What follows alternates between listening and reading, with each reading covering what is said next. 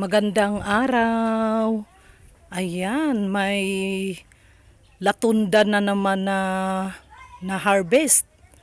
Yan, ito naman ay ipapamahagi na naman ito dahil gawa nga ng hindi na rin kayang maubos.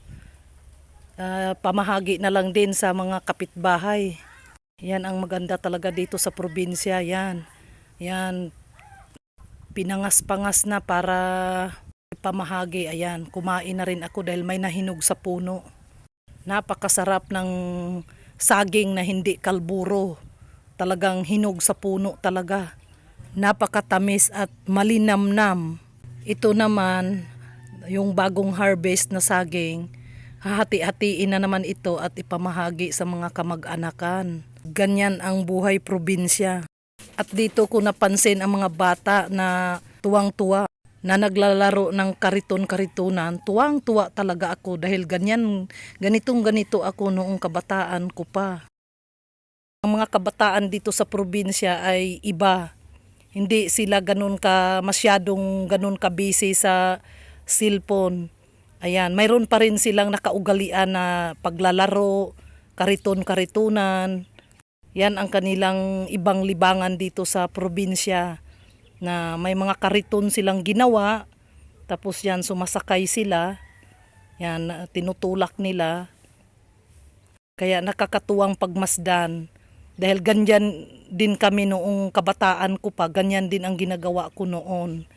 Yan, may mga kariton kaming ginagawa, tapos yun ang ginagawa naming kutsi-kutsihan.